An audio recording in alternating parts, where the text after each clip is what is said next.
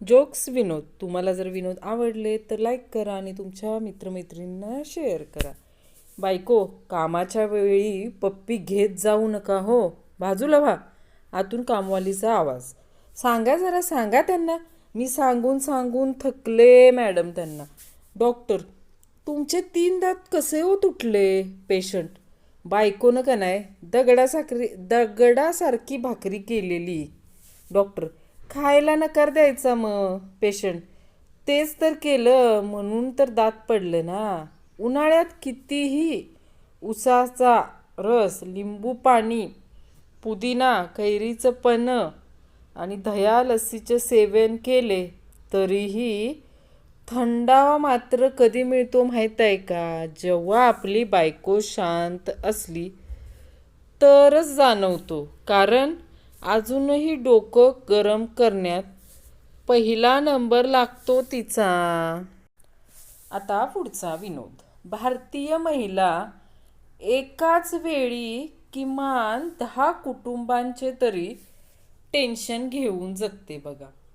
एक म्हणजे तिचं स्वतःचं कुटुंब, दुसरं म्हणजे ते माहेरचं कुटुंब, तिसरं म्हणजे शेजारणीचं आणि बाकी 6 म्हणजे टी व्ही सिरियलमधील कुटुंबांचे ती फार टेन्शन घेते. जेवताना नवरा म्हणाला, अजून एक पोळी वाढ की ग.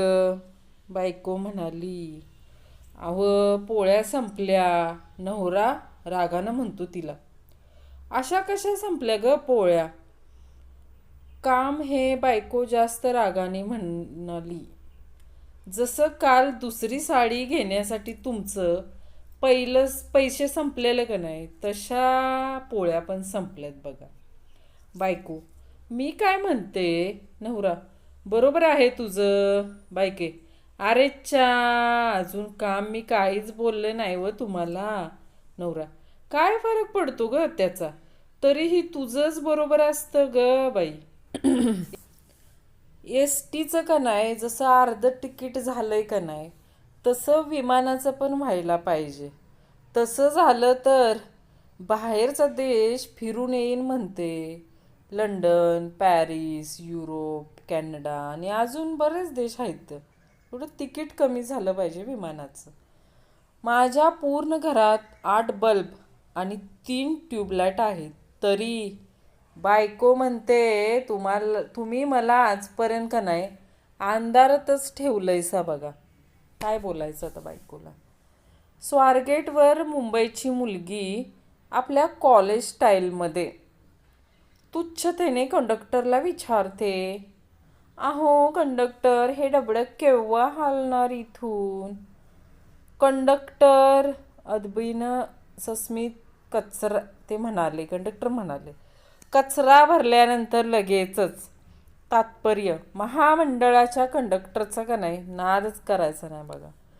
असं वाटतंय का नाही तुझ्याकडे यावं, बसावं, बोलावं, फक्त तुझ्या या प्रेम डोळ्यात बघावं आणि बघता बघता का नाही तुला पळवून घेऊन जावं असं वाटतंय.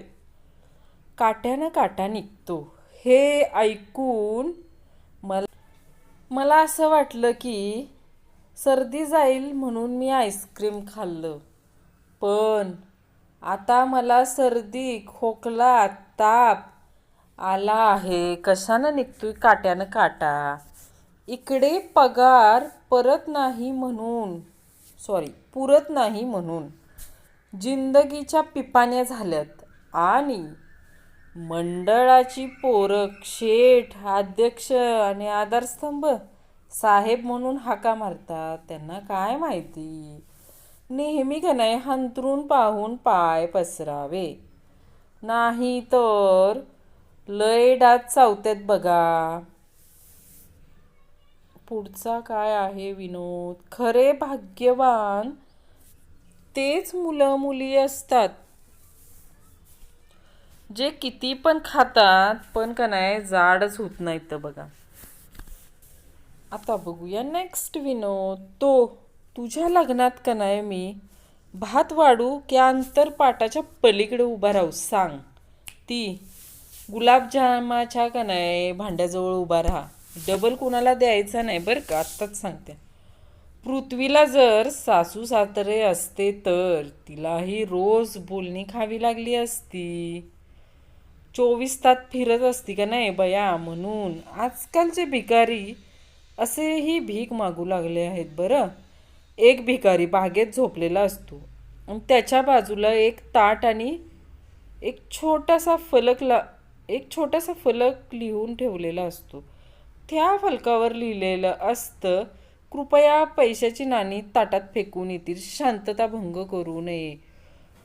तू यापेक्षा का नाही नोटा टाकून सहकार्य करावे. येथील शांतता भंग करू नये, यापेक्षा नोटा टाकून सहकार्य करावे. शिक्षक, म्हणीचा अर्थ सांगा. सापाच्या शेपटीवर पाय देणे. गण्या, बायकोला माहेरी जाण्यापासून रोखणे. शिक्षकांनी गण्याला मिठी मारली. प्रत्येक घरोघरी वापरले जाणारे बायकोचं एक प्रसिद्ध वाक्य. माझ्या जागी दुसरी कोणी बी असती तर टिकलीच नसती. नवऱ्याची ढेरी वाढण्याचं सर्वात मोठं कारण, अहो थोडाच भात उरलाय, खाऊन टाका, नाही तर सकाळपर्यंत खराब होईल. आयुष्यात एवढं मोठं बनायचंय की EXचा मुलगा म्हणायला पाहिजे, काश हे माझे पप्पा असते. आज ती नळावर भांडी घासताना दिसली. जिचं WhatsApp status I don't work, I am princess असं होतं. जे नशिबात आहे ते तुम्ही टाळू शकत नाही. बटाटे घेताना जे बटाटे खराब म्हणून तुम्ही वेगळे करता, तेच तुम्हाला समोसे आणि पाणीपुरीमध्ये परत मिळतात.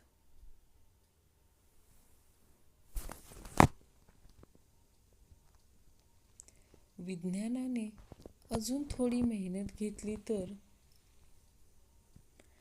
जशी दूध पावडर बनवली तशी दारू पावडर पण बनवता येईल.